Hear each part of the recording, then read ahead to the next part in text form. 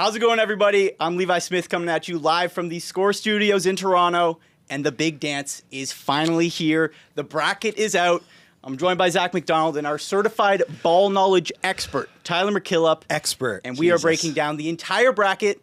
It is going to be a perfect bracket. No misses, guaranteed bracket, right, guys? Any misses? It's possible. It's possible. It's guaranteed except for potential misses and imperfections. Yes. Just a little bit of a tiny But if we there. do this, what do we win? Like who's over $1 billion? Someone's putting up $1 billion? There is a chance. This could be the first ever perfect bracket. Yeah, and we'll tell them we only put a half hour of work after the brackets come out. Bracket We're literally just 30 minutes from the beat coming out. Yeah, it's awesome. But we're going to be going through the entire bracket.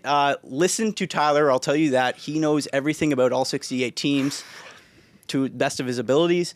Zach, on the other hand, how do you feel about building out this bracket? What's your theories and trends that you follow? Well, I am not. I'm here to represent the average fan. You know what I mean? I'm like the guy, like when football season ends, I'm like scrambling to listen to podcasts to like know what's going on. So I did build a little tier list out there. If you're like me, there's the teams you know, the Auburns, the Alabamas, the Dukes. You're like, these teams are going to be good. They're going to go on. And then you got to get to the second tier, which is this is petty grievances that you have, things you want to take out on people, like Purdue getting upset. You just see that every year. I look at the bracket, I think, what's going to make Dan Hurley the most upset? Where are we going to get the biggest freak out? You have like Caleb Love and Hunter Dickinson in their like 30th year. They've been playing since I was kid, so I know that they're going to like do well. And then there's the third tier that I go to. This is when I don't know anything about any of the teams, and I start going, who would win in a football game? See that done. Yeah, we'll see that this week. You have to do that. Like, if there's going to be a 10-point football spread, you got to go. And then the last tier can actually supersede the other three tiers, which is just like, if the meme is good enough, then it's like worth it. Like social media guy. Exactly. Yeah. I'm the social trend guy. So Omaha with the trash cans. There was like the guy on High Point that was like mean mugging. That was good. Yeah. If there's like a Sister Jean still kicking around, I'll roll with her. I like it. That's where I'm at. Tyler, do you want to explain your rationale? And I would just like let's just get right. You want to get right into the bracket? Let's get right into the bracket. So we're going to start in the South region. We're going to go left and then right side. So we're going to go south. We're going to go west. We're going to go east, and then with the Midwest, and then we'll go all the way through. Starting off with the overall number 1 seeded Auburn Tigers, T-Mac. We don't really need to talk about this game, I don't think, right? No, I don't think either of the two teams are playing in this game. Whoever it might be are coming out of conferences that are very capable of making too much noise. Yes. That will probably be a theme from this year. Is like there's a lot of depth, but there is a lot of teams here that at the top are really, really dominant. It's why we didn't see many bid stealers leading into the tournament. So I don't have any problems here with Alabama. Yeah, same with Auburn. 100%. Or with Auburn, yeah, 100%. Agreed. Auburn is a wagon. Yeah, Auburn looks good. Janai Broom and co. We'll see where we'll talk about going them more in the next down the round. tournament. On to our next matchup though, and this is a matchup that honestly caught my eye right away. It's Louisville and it's Creighton. The 8-9. I think two teams that have kind of bounced around a little bit all season. You got Kalkbrenner on one side, who's been very solid for Creighton, but you got Terrence Edwards and Chucky Hepburn for Louisville. How do you see this one going? We got to stop this thing. This thing is going to collapse. 8-9 games. I mean, usually wouldn't expect to come to a conclusion pretty quickly, but I like Louisville quite a bit in this game because you look at Creighton and they've got two guys that Zach talked about earlier, guys that have just been playing for forever. Yeah. Stephen Ashworth is like 24. Kalkbrenner's in his 5th year. But this team cannot shoot the three, and that's what they kind of live and die by. Actually, both of these teams take a ton of threes. I like Terrence Edwards and Chucky Hepburn. I like their offense and their ability to defend a little bit more than I like Creighton right now, despite a good run in the Big East tournament too. Agreed? Yeah, Kalkbrenner is like one of those names that just jumps out to me because what do you have, like some ridiculous game? He had like 45 or something earlier this year. So it's like Creighton is a team that I would pick just because I heard that game earlier. That guy's been playing for forever. Yeah, no, I agree Chucky with that. Hepburn goes head-to-head name-wise. Yeah, I know it's true, yeah. You're right. Chucky Hepburn, he's up there with the best of them. All right, we got Louisville moving on. No upsets yet. Moving on to Michigan, UC San Diego, a very fun game here. I mean, Michigan's fresh off winning the Big Ten. Mm-hmm. UC San Diego side, though, for people who don't know, this Tritons team is very good. Annie Waniwa Tate Jones, if you haven't heard that name, get used to that name. That guy's averaging 20 a game. What do we think of this matchup, 5-12? So if you haven't watched this Michigan team or college basketball all season, you're going to be really intrigued by the fact they have 2 7-footers, Vlad Golden and Danny Wolf. Wolf kind of plays like a pseudo point guard, even though he's 7 feet. He doesn't really play like it. The problem is UC San Diego extremely well-coached team that is very creative in that they kind of just give up on the rebounding side because they're a mid-major team. You don't tend to find a lot of size. Their focus is completely on forcing turnovers.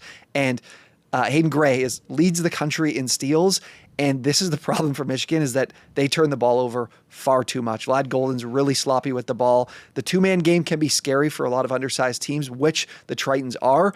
But I think they force a ton of turnovers. They make their threes, and they kind of take away these bigs and force Michigan and their guards to play. And I don't trust Trey Donaldson and Amari Burnett to match up. So I like the upset here in this game. And Michigan getting this matchup after winning the Big Ten really sucks for them. Wow. All right. We've got our first 12-5. I mean, there has to be one every single year. We say it every time, but it's true. The stats don't lie. There's a 12-5 averaging out in almost every single tournament. So we've got one already. We'll see if there's another one, but I like the rationale there. I think we saw like 2.5 points. We didn't spread any for this last game year too. So There was no 12-5 There was last no year? 12-5 last year.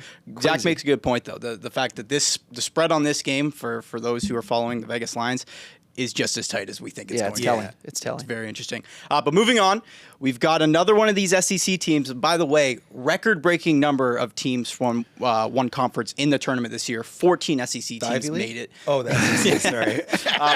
14 SEC teams in the tournament. So we're going to be talking a lot of SEC hoops as we go through this bracket. But we've got Texas A&M grabbing a 4 seed against Yale, who last time they were in this tournament, they were 13 against a 4, and they won that game. For those of you who remember, they beat Auburn in the first round. So similar matchup that we have here for Yale out of the Ivy League. How do you think this one goes? This region is just built for chaos. Yale is, again, they're live in this game because Texas A&M's offense is brutal. They cannot score efficiently. They just live on the glass.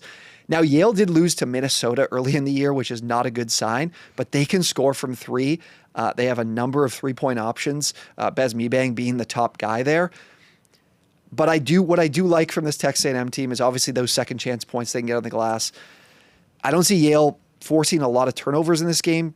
A&M can kind of keep up on that side. I'm really torn in this game because I can definitely see Yale winning, but I do think that we get a kind of a three-point brigade from both of these teams. The difference is that you're going to see A&M get more possessions because of their rebounding chops. So I'm going with a big Wade Taylor game. And Wilcher as well is a great three-point shooter for them. Yeah. I'm going to take A&M, but it's really hard to do it. He almost went with the 12-13 in the round of 32. That would have been insane. That would be awesome. I mean, I will say to the Ivy League team's credit, they do know how to keep a game close in the tournament. I think every year the team that gets in from that conference at least puts up a good fight. So I wouldn't be surprised if this is a tighter game than maybe even the lines are saying. But moving on, another SEC team. Like I said, it's going to be a common theme here. Ole Miss, they get the winner of San Diego State and North Carolina, who shockingly weaseled their way into the tournament, as they always like to do. The head of the committee for North Carolina is the athletic director for North Carolina. Exactly. By the way, so who do you think? Do you have a pick of who comes out of that playing game? Does it matter at all? Is Ole Miss going to wipe the floor here? I don't think it matters. I think both San Diego State and North Carolina are kind of living off of brand. Surprising to say for San Diego State, but they've had a good run in the tournament the last couple of years. I like Chris Beard as a coach. This Ole Miss team takes care of the ball really well, but they really struggle on the glass. But I don't think either one of those teams can really give them a problem there. So I'm pretty down on both of those teams. So I'm going to take Ole Miss to move on in either of those matchups. I think it'll be North Carolina. But I'd still go with Ole Miss. Really well coached. So we're not seeing a legacy Tar Heels run as a lower seed as they've done before. I don't think so. North Carolina is one of those teams though that like you pick them to lose out of like pure anger that they're in, and then they win and just like ruin everyone's brackets immediately. When they went all the way to the finals as the 8th seed a couple years ago, I was just like, man, like come on, like nobody. This isn't impressive. It's You're annoying. Blue blood. It's annoying. You should be here this whole time. Moving on, we have a team, Iowa State, who just bowed out a little bit early. I would say earlier than expected in that Big 12 tournament to BYU. They grabbed a 3 seed. They're going up against Lipscomb, who's known to be a bit feisty at times. Are we seeing anything crazy in this matchup? Iowa State, you think, with Lipsy, who's been great for them for a while now? Where do you think this goes? Injuries are important with Iowa State because Keyshawn Gilbert has not been himself, and he didn't play in the tournament. Yeah. If they're healthy, I do really like them in this game. You got a good recipe with Lipscomb. Like they can make some threes. They really rely on the three. They take like 47% of their shots from three, which is something you kind of want to do against Iowa State, but they just don't have the size to defend on the interior. I think that you look at, Curtis Jones, Milan Momcilovic, Jefferson as well. They got a really good, 6 guys to go to if they're healthy. Yeah. So I think Iowa State will survive here. Yeah. All right. I'm cool with that. I'm interested to see. That's a team, honestly, like that loss, I quickly got out on them. I was kind of high on them earlier in this year, and just the way that the end of their season unfolded, I don't really know. There's a lot of question marks, and they haven't had a great resume when it comes to being higher seeded in the tournament. I feel like they bow out earlier than they should most of the time when they get like a 2 or a 3. Yeah, this is their best team, I think, from the last few years. Though. Interesting. All right. We'll see where they end up. Moving on, 7-10. We're at the bottom of this region now. We got the 7-10 Marquette versus New Mexico. I think this is a bit of a clash of different play styles here. This is going to be an interesting matchup. Who do you think comes out on top here? I like New Mexico a lot. I think Marquette just offensively hasn't had it all year. They really lean on Cam Jones, but shooting-wise, they've been terribly inefficient, and they don't defend the paint well. Donovan Dent and Nelly Jr. Joseph. Those are 2 guys you're going to want to know when you're watching because Donovan Dent is one of the best playmakers in the country. Scorer, facilitator, everything. They are going to get all their points around the rim, and that's something Marquette struggles with. Yeah, I must shout out, like for those of you who are big name fans, Nelly Jr. Joseph. You heard that right. The jersey says J.R. Joseph. Yeah. It's like it's not. This is no. I don't know how he did it. Whoa, Junior Joseph. What? You look at his jersey and it's J. The J.R. is before the last name. It's incredible. Wow, I love it. But yeah, I don't know if that's like a surprise upset. I think New Mexico definitely has the ability to just shoot the lights out that game. And last but not least, wrapping up the region, we've got number 2 Michigan State against number 15 Bryant. Any fireworks here, do you think? Bryant's an intriguing Cinderella because they have a lot of length. They dominated their conference this year, which was not very strong at all. And this conference has not been known to do too much. Vermont's usually representing them, and they've pretty much kind of bow out in the round of 64 every year. They got length. They play fast. They do take care of the ball. But Michigan State is rolling right now, and they have a crazy amount of depth to roll with too. And Jace Richardson is just completely broken out, and they're monsters on the glass. And that's going to keep a Bryant team that's so reliant at scoring in the paint at bay. So I don't think we get too much noise in this game. Yeah. They're out there fighting guys on the logo. That's the kind of team you want to pull for in March Madness. If they're just, you can't step on my logo. Like, yeah. I mean, we don't need to say much more than Izzo in March. Too. Yeah. They're well positioned. You got one of the best coaches ever. It's hard to beat them. So I'm excited to see the run that they can go on. That's the end of the South region, though. We're moving on to we're going to run right through it. Right. We're going all the way through it. I forgot. Auburn, Louisville. When I look at this matchup, I'm torn a little bit because Auburn is struggling right now. Like they haven't looked good since they won the SEC, but Louisville is taking so many threes and they don't make them at a high level. And you look at this Auburn team that can get you with Janai Broom or their guards can score. They have such a good starting 5, and I'm a little bit worried about Louisville's depth outside of Hepburn, Edwards, and Rain Smith, who should be back as well. So I like Auburn moving on. Auburn moving on, overall 1 seed, stays moving on. On to our next matchup. It's UC San Diego, the 12 seed you had, going up against Wade Taylor and that Texas A&M team. Is Cinderella dancing some more? I feel like, sorry to Tyler to interrupt you. I feel like UC San Diego's kind of like we're pulling for them here on the panel. We're liking them.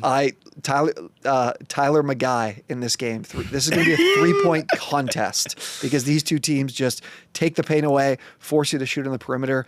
And like I said, UC San Diego is like completely fine with not winning the rebounding battle. They're just going to blitz you and force turnovers, and I can't trust A&M to shoot the lights out in like 2 or 3 games in a row. They're like shooting less than 30% from 3 on the year, and UC San Diego is shooting like 37% from 3. I think the 12 seed keeps Let's going. Let's go. Right, we got a darling here. Also, love to see it. If you can, imagine what Tyler McGuy looks like, and then Google Tyler McGuy, and it will be 100% accurate. He looks like Tyler McGuy, I'll tell you that much. Yeah, you can shoot the lights out, though. We'll give him credit for that. Moving on to our next matchup, we got the 6 versus the 3. Ole Miss Rebels against Iowa State Cyclones. Where are you going? Yeah, I don't like... Ole Miss cannot score from the outside well. Like outside of Sean Padula, their 3-point percentage is pretty low. And again, that rebounding problem is just like, I avoid any team that can't defensive rebound at a high level, and this team can't, and I think Iowa State would take advantage of that in a pretty big way. So I like Iowa State to keep things going. Okay, we got Iowa State moving on. Last but not least, New Mexico, 10 seed against Michigan State at 2. Is it just Michigan State again, you think? I think so. These are two teams that are just going to score all their points at the rim. I like New Mexico, but they don't have enough depth to keep up with Michigan State. I just think outside of Dent and Junior Joseph, there's just not enough there. Where Michigan State just you have a down game from one of your stars. There's another guy on the bench that they can plug in and make plays. So I don't think they're out yet.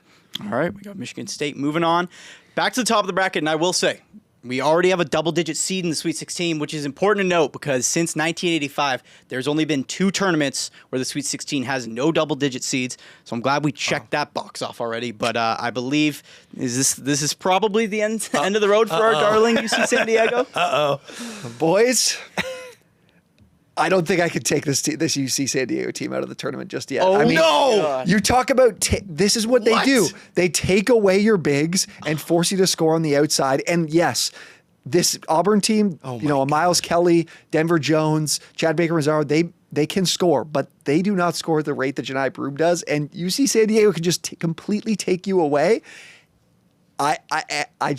I think that their guards and this entire build of their roster is just built for a signature run. And Auburn is reeling. Auburn is reeling right now. Yeah. I like UC San Diego to keep things moving. I got goosebumps. Yeah. People just listen. It might be crazy now. Don't tune out just yet. This is the first region, and we've got a 12 in the elite. Yeah. Taking down the overall one. It's great to see. Janai Broom is the number one guy that people know. And he's gone according to us. Love it. I like it. I mean, the rationale's there. At least we know what we're talking about, or at least I can explain it. I can explain it. Yes, exactly. And then on the other side of that, we've got Michigan State, Iowa State. What do we have here? This one's really, really tough for me. Yeah. I look at two teams that want to score inside, but I do really trust Iowa State's guard play. I just don't know if they're completely healthy. They've been banged up. I'm going to go with Michigan State. I think we Really? let's get out of this region here, and let's just look at this Michigan State UC Irvine matchup. This is the spot. Michigan State's three-point defense is out of this world good. Less than 30% their opponents are shooting. This is where UC Irvine, UC San Diego? UC San Diego potentially breaks. So I'm taking Michigan State to the Final Four.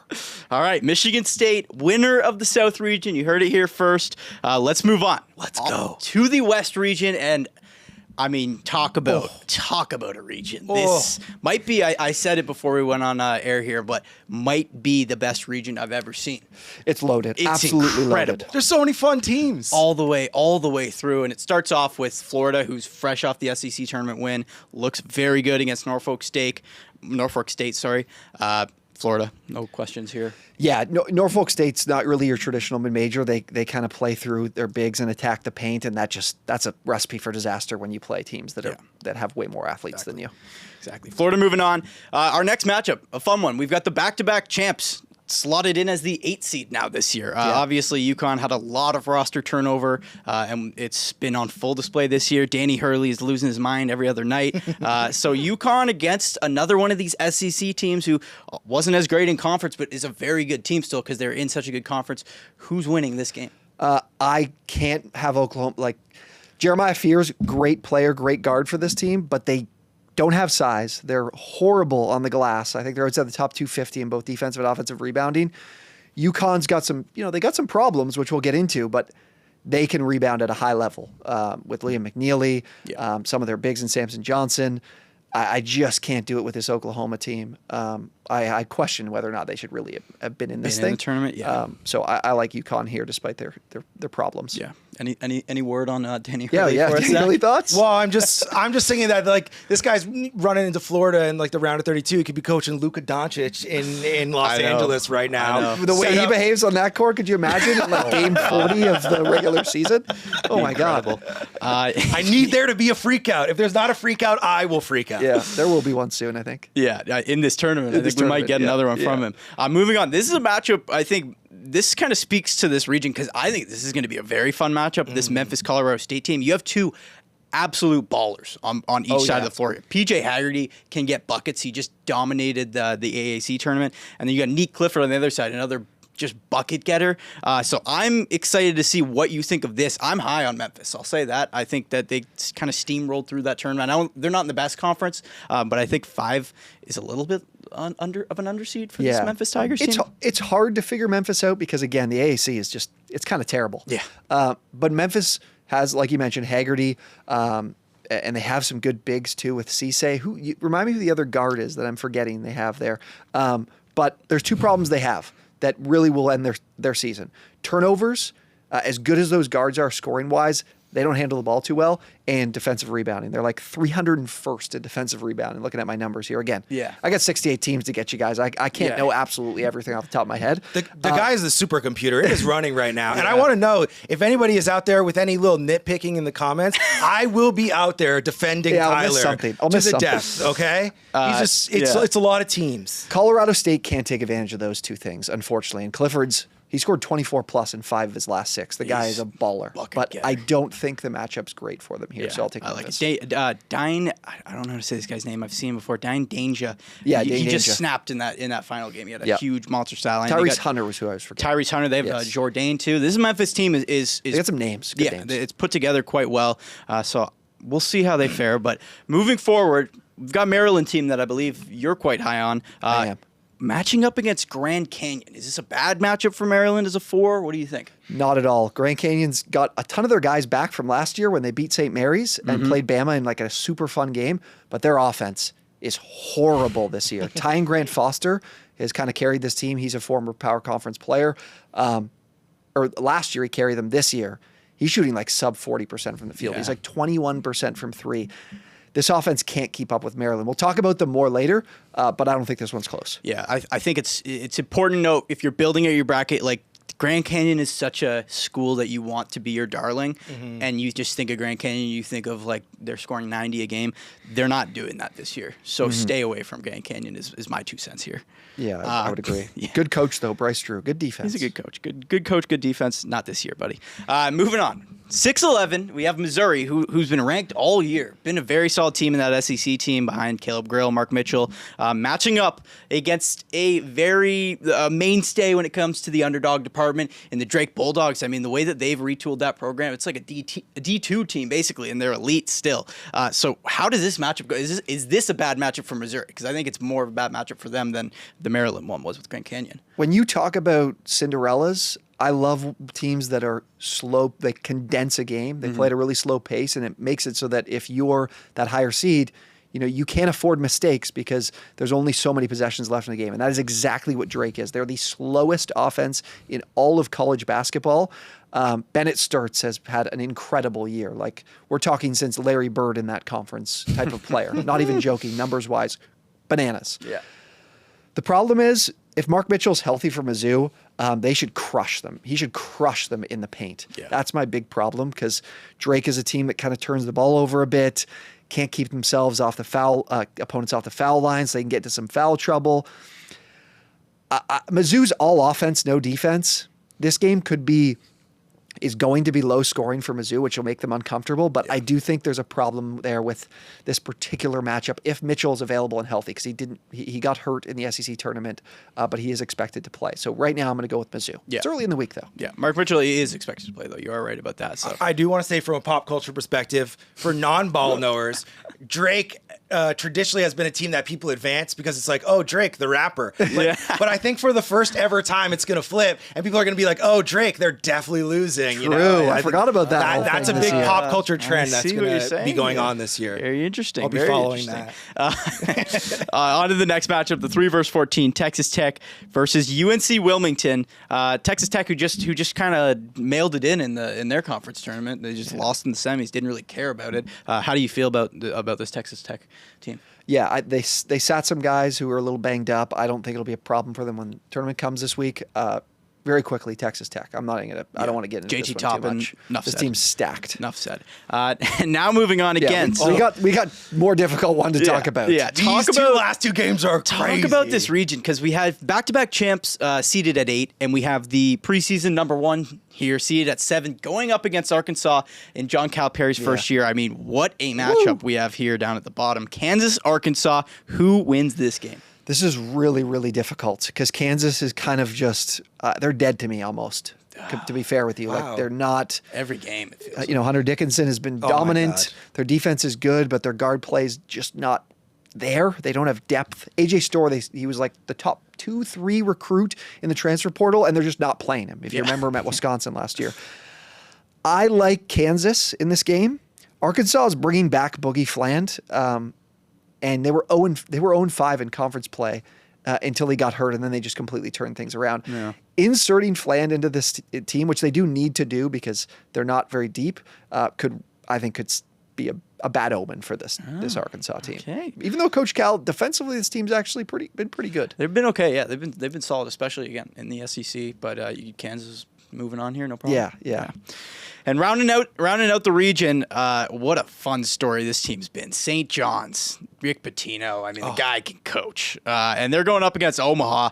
This should be Another fun story. Yeah, another fun story. I mean, this team can get up and down the court pretty quick. I think if there's anyone that could shut down a 15 seed perfectly, it's a guy like Rick Pitino who's done this for so long. Do we need to get into this one at all? Well, I think let me just add it to Zach. I mean, this is social media. Yeah, This is my game. This is his Super Bowl. Yeah, this is the Zachy Sports game of the first round.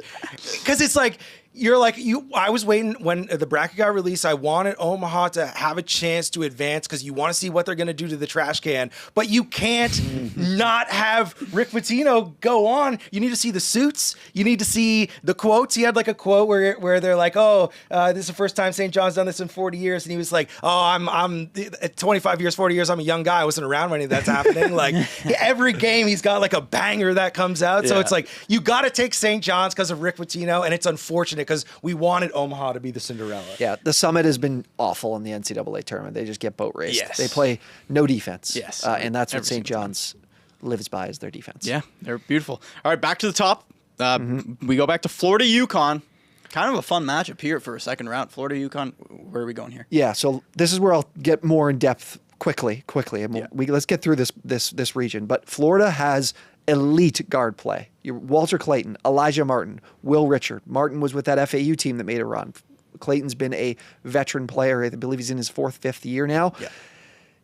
UConn cannot defend the three, and defense. They got some major defensive issues, and Florida is an elite defense. I talked about those guards. They defend the three at a high level. UConn in this game, I think, doesn't stand much of a chance. All right, Florida moving on to our next matchup. We've got the 5 versus 4 Memphis, Maryland. I will say, too, before we get to the rest of these teams, we don't have any underdogs in the first round there. No upsets at all. Yeah, no upsets. Bit of a chalky. We got crazy. Remember, we got crazy. We did get crazy. We've got a 12 in the Elite Eight. Don't forget that. But Memphis, Maryland, who do you think's taking this one home? Yeah, more chalk here. This is a Maryland team that takes, we talked about the names for Memphis. Maryland has that in spades. Derek Queen's a future lottery pick. They've got another big in Julian Reese next to him. They've got guards that knock down shots, Gillespie, Rice, Miguel. But they don't have depth. They have no depth. They have no bench. Like, it's these 5 guys, and their bench will do nothing. They're not going to run out of gas here. And they match Memphis in terms of that talent and ability to force turnovers and rebound, which I mentioned being a huge issue for Memphis. Maryland moves on. All right. We got the 6-3, Missouri, Texas Tech. This should be an interesting one, too, because I just think that Missouri can play better than what they've been seeded here, and Texas Tech we'll see what happens with them. Yeah, what do you think? You're right. It's a tough matchup for a Texas Tech team that's, so highly seeded. I love their guard play.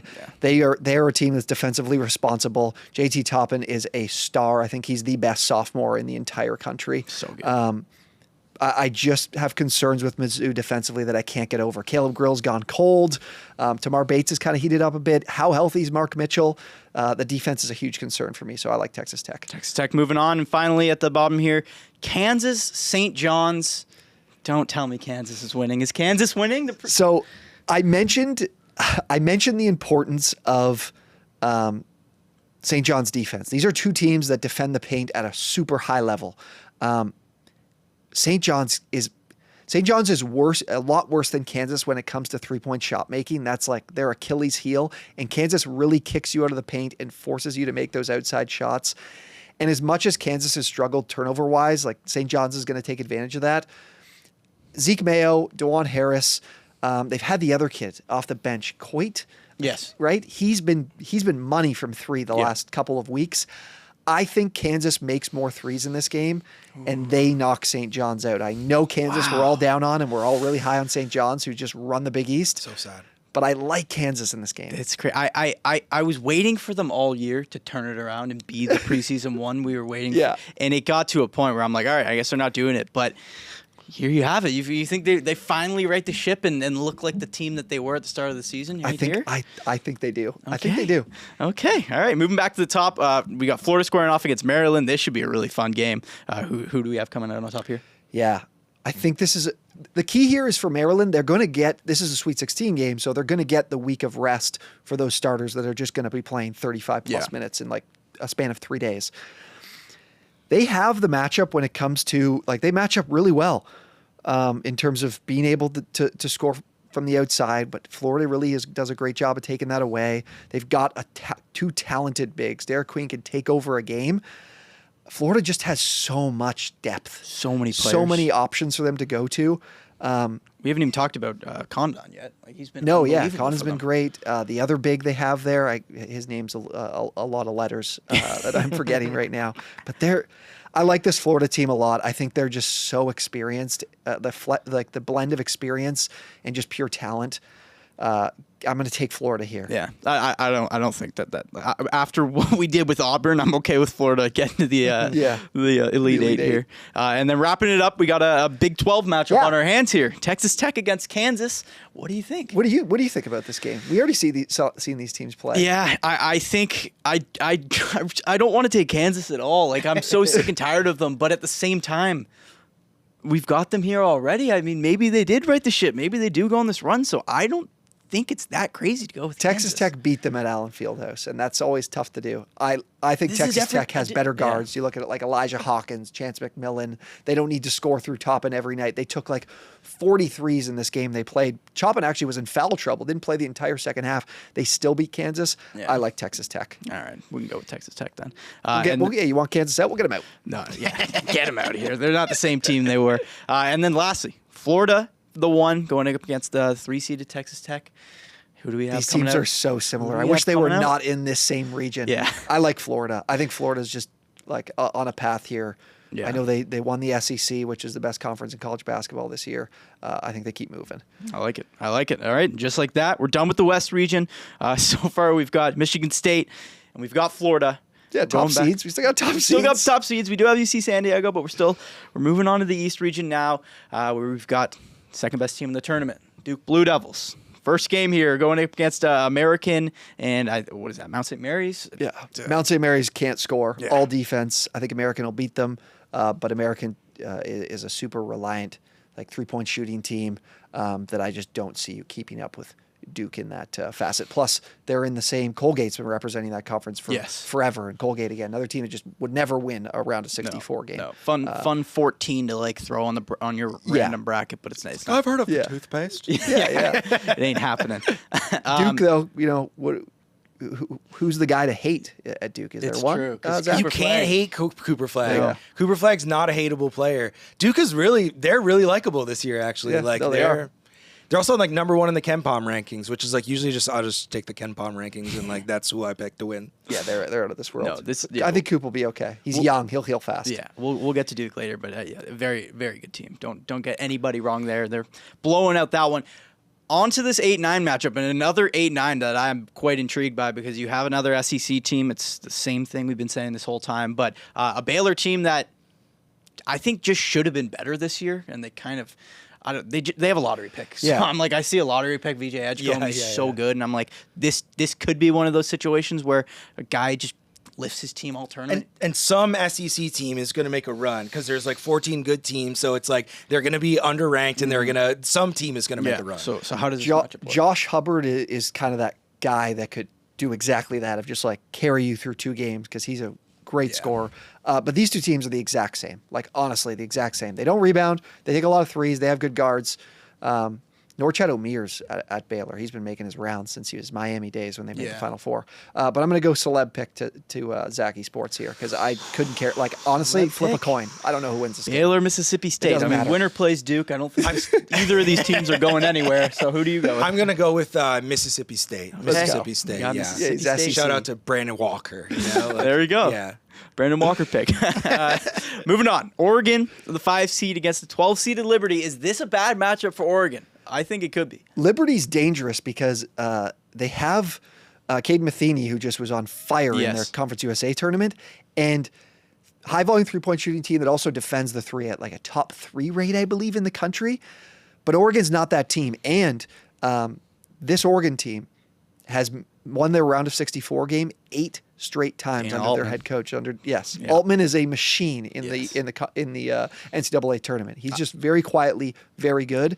This matchup isn't really it for Liberty, in my opinion, because this is an Oregon team that plays a bit more through their bigs and at the rim. Yeah, Nate Biddle has been eating Yeah. as of late. So I think he's going to be fun to watch. And then Shellstad can shoot the lights out. So I think Oregon, this next round, if we've got Arizona, Akron in the next one, I hope you go Arizona just so I can say, like, that's going to be a really fun game. let's just do it right now. Akron's had a great year. They kind of got crunched with graduates and guys leaving. Actually, this is a matchup of this just came to my mind. An old Akron player is at Arizona. This is a former player playing against his old team. So we have a matchup here between a really undersized Akron team against an Arizona team that just has so much length. Yeah. This is a terrible matchup for Akron if they were going to make some noise. So I would happily take Arizona. I in like this game. I like what Arizona did too. They kind of tried to right their wrongs with they just keep getting bounced. So they brought in Trey Townsend from Sorry, Oakland. yeah, I mixed it up. Townsend's at Oakland. Oakland, yeah, That's what I. But he's mixed been up. That's my playing bad. really well for Yes. them, and they're like, all right, we're not leaving the tournament early this year. We're just going to bring the Cinderella guy with the us. Horizon and the Mac are kind of like one of the same. to me. That's my bad. Both not that important. Next up, this And the color scheme's the same. to be fair. this is a fun one. BYU, VCU, and again, going back to if you're following the betting lines, what did we have BYU here as? Like a 1-point favorite, yeah, possibly? yeah, I think yeah. this, Tight game. This This should be is a- tight. this is This tight. 6-11. Who do you think? You think the A10 champs are making noise here? Me and Levi like to text each other about like European guys from Europe coming over to play in college basketball. And Yegor Demon's, he's going to be a top 10 pick probably in the NBA draft. Yeah. This BYU team's a lot better than last year when they lost to Duquesne. Again, from the A10, actually. They lost to an A10 team last year, unfortunately. VCU's so good defensively. These are two teams that are going to take a lot of threes. Look for a big Max Shulga game because BYU struggled to defend the 3, and VCU has not. I think VCU wins this game, unfortunately. All right, Even though all I right. really like BYU. I thought I was going to have making a run, but VCU is a terrible matchup. Bad matchup in the first round. Yeah. All right. I like it. I like VCU a lot here. Going on, we've got Wisconsin, who is obviously just in the Big Ten championships, going up against Montana. Who do we think here? Yeah, I wish I could find you that like 14 seed.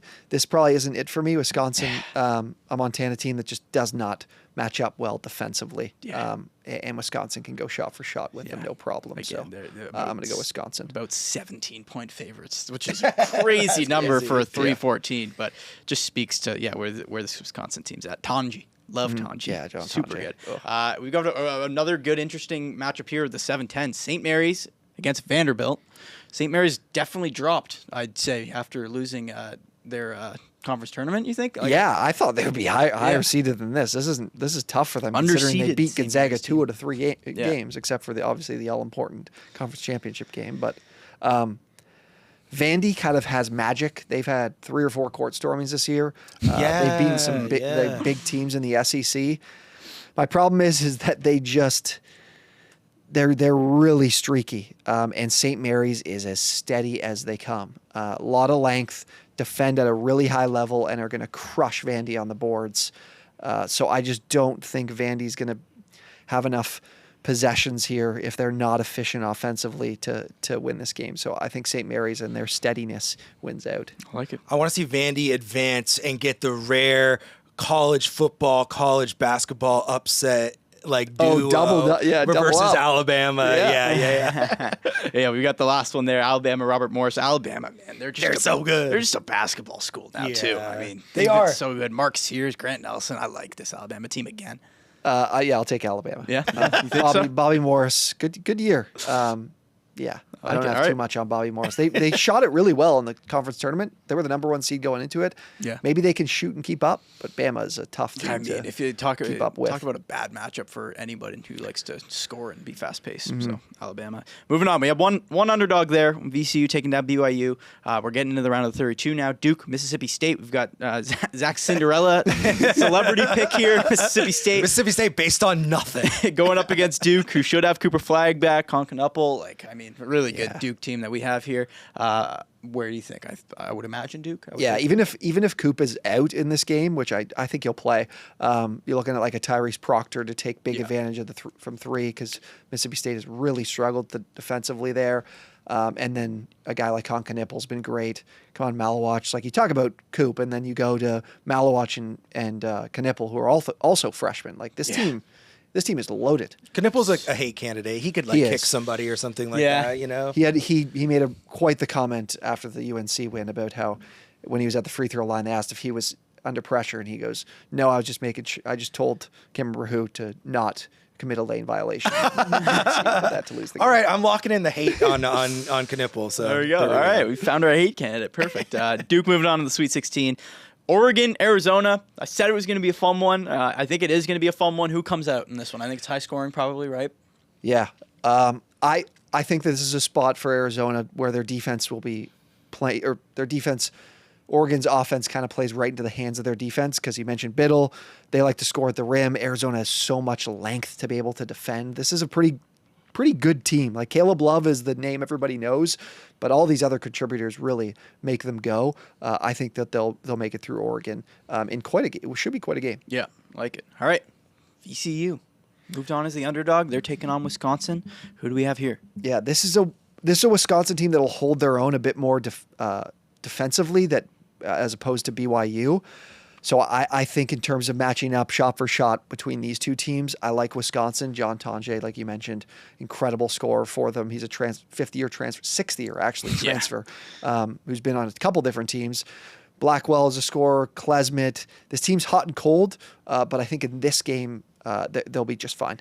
Beautiful. And finally, St. Mary's, Alabama.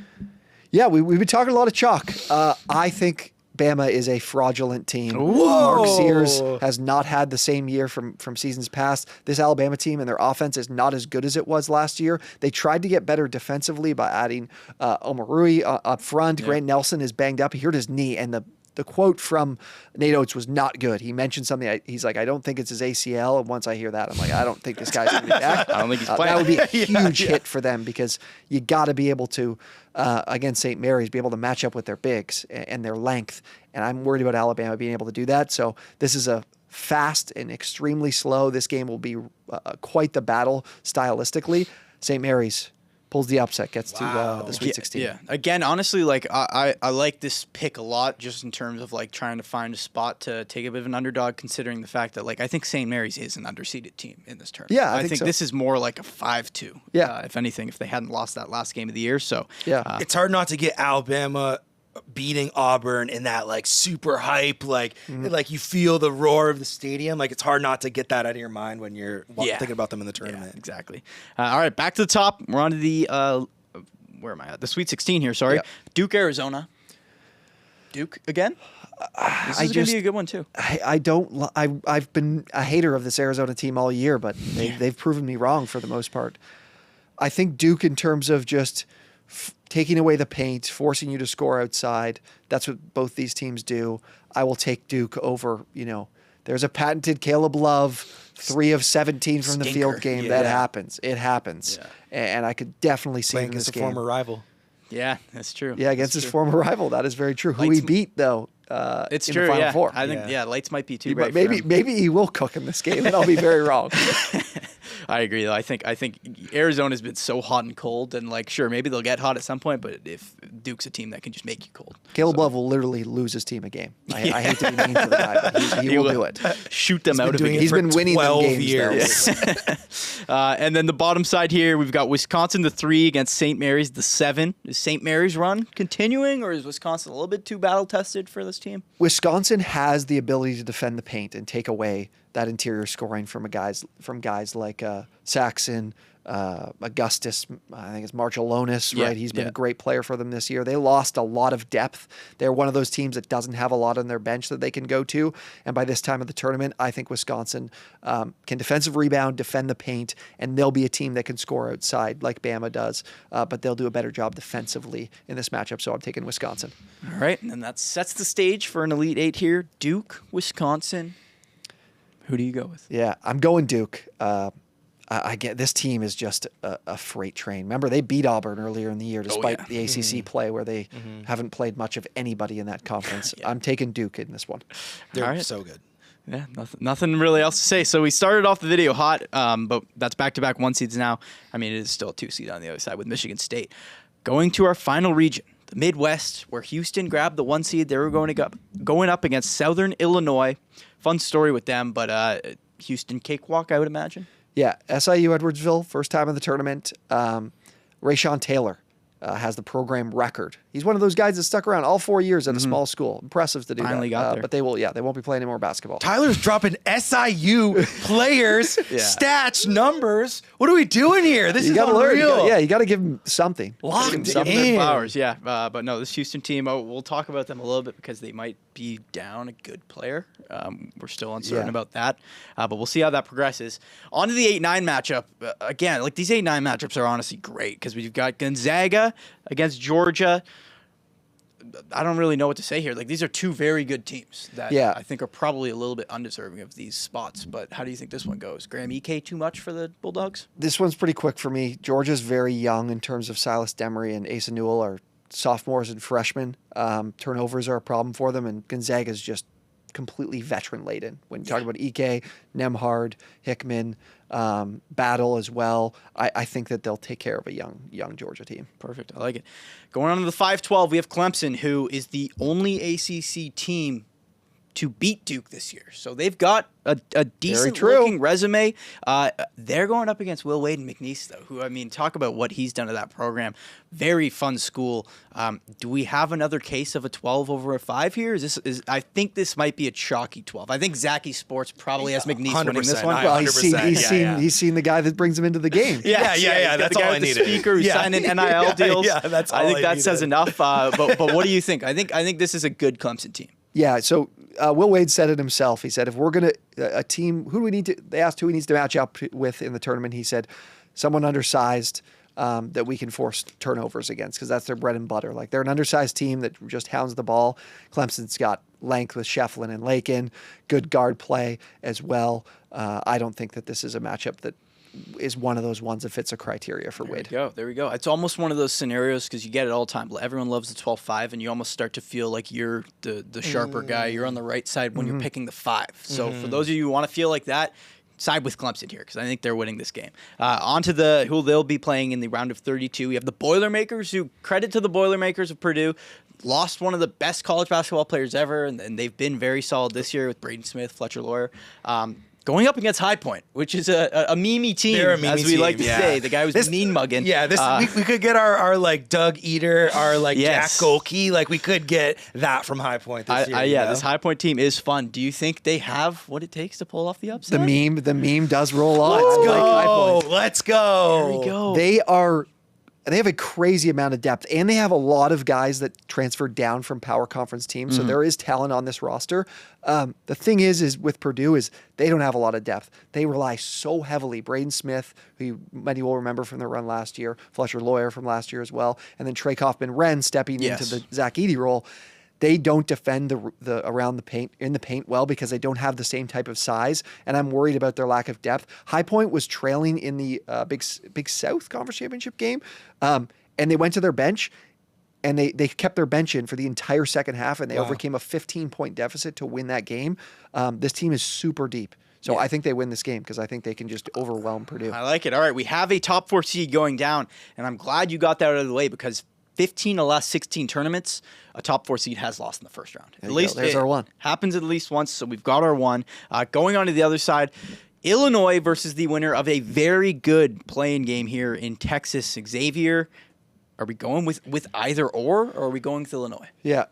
Xavier is running hot, but they did lose. They lost to Marquette in the quarterfinal of the Big East tournament. They have a lot of they're very veteran-laden.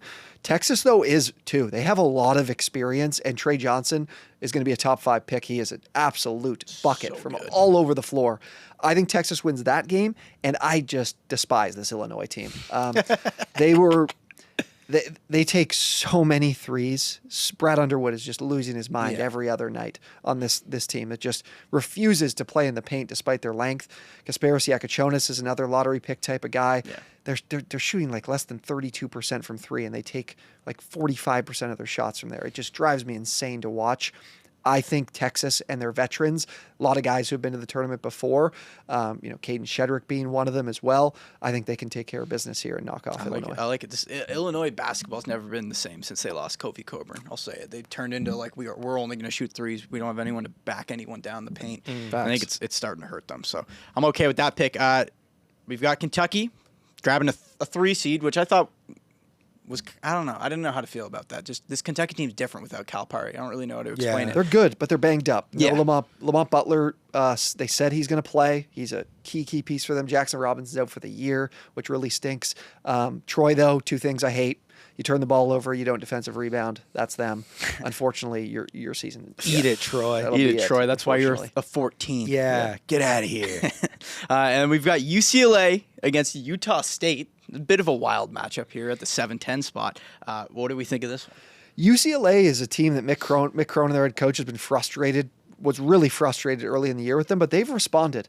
And Utah State doesn't have a lot of length. They've changed coaches in I think 3 straight years now. A new head coach. Really hurts them recruiting wise. They're undersized. They want to shoot threes. UCLA is super comfortable with opponents doing that.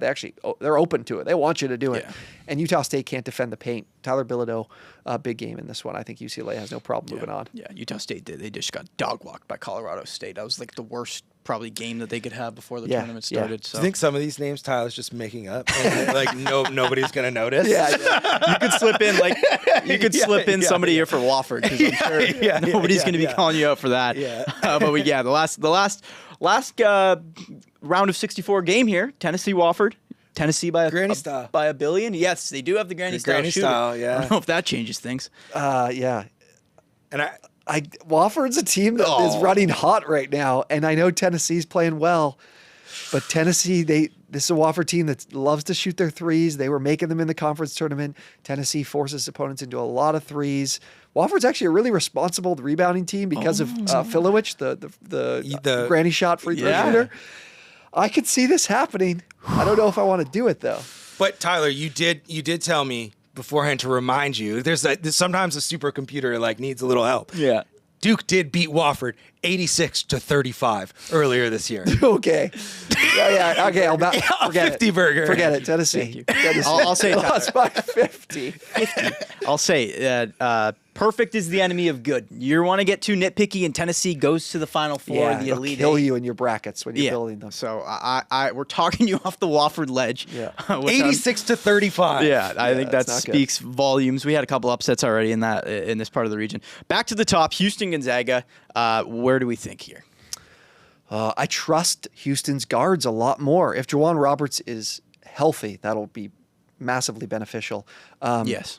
Crier. I don't trust Nemhard and Hickman scoring on the outside. Milos Uzen's been a huge, critical piece for this Houston team to keep things going. I don't get it with this Gonzaga team. I just don't think that they're as good as the metrics are just all over this team. But I think Houston's primed for a run. Yeah, I agree. I will say I think Gonzaga will give them a fight. I don't think this is going to be a crazy game because Gonzaga has the best free throw shooter in the nation, Khalif Battle, and Graham Ike. I mean, can Houston throw they'll throw guys at him. They'll figure it out. But like he's a bit of a matchup problem. I think, for him. Oh yeah. He doesn't. They run him out there and take him off the floor a little bit. Yeah. Houston's got great. Like they're a great interior defense. They kind of just don't let you give it to the bigs, and they try to make you take threes. So we'll see. All right, we got Houston moving on. Here we've got Clemson against High Point. Does High Point run? Does this continue? Or does this stop? High Point. I mentioned the whole Purdue thing. Clemson doesn't have those issues. No. Dang it. This team's got a lot of talent. Yeah. A lot of talent, and they defend really well. Chase Hunter, Jaden Zachary, Wiggins off the bench. We mentioned all these guys. I think Clemson's a really good team that's in a conference that didn't make them look as good this year. All right, I like it. Going on, we've got Texas against Kentucky. Another SEC battle going on in the round of 32 here. Who do we have here? Texas beat Kentucky earlier this year, and I mentioned Kentucky being banged up. They're kind of Jekyll and Hyde at times. I like the experience of Texas to be one of those teams that's like comes out of the first four and wins a couple games. I like it. Great Very nicely done. mention. Yes, I forgot to mention actually before. Another fun stat for everyone back home. You need a team that's playing in the first four to win. Because that's happened, I think, all but 1 year since the first four was invented. Yeah. So we've got it going on here with Texas winning that first round game. But something important to note, pick a first four team. Just pick Texas. We've already done the work for you there. Super simple. And then we get to the bottom here. UCLA, Tennessee. You weren't sure about Tennessee against Wofford. So, I mean, how do they stack up against UCLA? I like this Tennessee team. Like, they just went to the SEC. They've just beat Auburn. Yeah, this game will be super ugly. Super ugly. These are two coaches that love their defense. Chaz Lanier, look at Chaz Lanier, Zakai Ziegler. Jordan Gainey. I don't trust UCLA scoring wise. I'll keep Tennessee moving here. I'm going to keep Tennessee moving. Okay, good for you for keeping the 2 seed going on. Yeah, exactly. On to the Sweet 16, Houston, Clemson. Can Clemson put an end to the Houston run? Are we going 3 in a row, 1 seeds? I think Clemson has a good shot here. I think Clemson's a team that could potentially be one that's built to make a good run, and they get a good draw here in this region too. Because when you look at Houston, I mentioned the guard play is really improved. I mean, Clemson can match that. They can score at a high level. They want to slow the game down too. So in a game that's going to be very few possessions, I think Clemson has the all-around scoring. You know, Houston's kind of missing the second big that they can go to. Clemson's got 2 of them in Shefflin and Lakin. I think Clemson can be the team that beats Houston. Okay, I like it. We've got a 5 there going on to the Elite 8, and then on the other side, Texas on a bit of a Cinderella run here as the playing team. Again, going up against someone they've played a couple times this year in Tennessee, another SEC matchup. Yeah. It hasn't fared as well for Texas when they play Tennessee, so I like Tennessee there. All right, Tennessee on to the Elite 8 for a second straight year. This time without Dalton Connect, so we got an orange Elite 8 matchup here. Very, very, very fun. Far too much orange. There's like 3 orange teams and a red team. Clemson back-to-back years in the Elite 8. Yeah. I like let me just get this out of the way, and then we'll talk about it as we get to our Final Four. I like Clemson. I think their shot making, their consistency offensively that they show is more valuable to me than a Tennessee team that at times is really Jekyll and Hyde on offense. Zakai Ziegler just is not a guy I want to be my number 2, and he has been for this team on the offensive end. I think Clemson makes a surprise run. All right. So Final Four? Yeah. Wow. Bit fitting, too. We had UCLA bowing out behind us as well as in the bracket here. Wow. But look at that. I mean, so for all the hate that the ACC got this year, we've got an ACC matchup in the Final Four. That is the story. Very fun bracket we've got going on. So we're going to start on the left side here. Michigan State. I'll give you a second to cough. Michigan Literally, State. as UCLA lost, their jersey was like, I refuse to be a part of this broadcast It's anymore. getting off. It's crazy. But we got Michigan State, Florida on the first side of our Final Four. I like Florida in this matchup. I'll say that right away. I've loved them all year. I think Michigan State's good. Tom Izzo in March, of course, but I think there's something with this Florida team. I'm with it. I'm loving Florida. I'm going with Florida in that game, and then let's not even waste any more time. I know Tyler is digging so deep during this broadcast right now that he might not make it through the end of this. What a just pure grit. Oh yeah, I know Clemson has beat Duke this year, but I think Duke by this time Cooper will be completely healthy. Yeah, and Duke is just they're on a level it's hard to even describe. Yeah. All And right. then you want the national champion, fellas? We do want the national We're here. champion. Florida It's Duke. the Florida Gators. The Wow. veteran leadership and guard play from this team beats a Duke team that's very much being led by a group of freshmen. I think the experience is the thing that makes a difference for Florida. And the Florida Gators are national champions, which for the is first something we time. have seen in this century. We have seen it. For the first time since Al Horford, since Joakim Noah, since Corey Brewer. Florida Gators are the winners. We're gonna get that 7'9" guy cutting the net down. That's right. gonna go He's very not gonna get on the ladder. viral. Yeah. Yeah, a little Canada shout out. Yeah. I like it. I mean, again, like as we said, perfect's the enemy of good. We've got a 5 in the Final Four, which I'm cool about, but we've got the ones in the finals, which I think I'm comfortable seeing that. They're 1 seeds for a reason. So yeah, I like this matchup. Florida Duke feels right. Yeah. Feels right. The first perfect It bracket. would be a great game. First perfect bracket. We just did it. It's Yeah, yeah, That's congratulations it. This is a perfect graphic. And guys, if perfect bracket. you're looking for more individual or information on each and every team, that video is going to come out tomorrow, knowing all 68 teams in less than 20 minutes. If you want even more March Madness content, we're going to have it for you, so be sure to subscribe. And Yes. I can't talk anymore, Levi. Tyler's voice is running out on us. But yeah, we hope you enjoyed the video. We hope you followed along, made some picks. I mean, it's March. It's going to be incredible. Yeah. So excited for Thursday to come around the corner, even Wednesday, and you get to play in games. So for Levi Smith, for Zak McDonald, for T-Mac, our college ball expert, brilliant job. Don't forget to like and subscribe. We'll see you next time.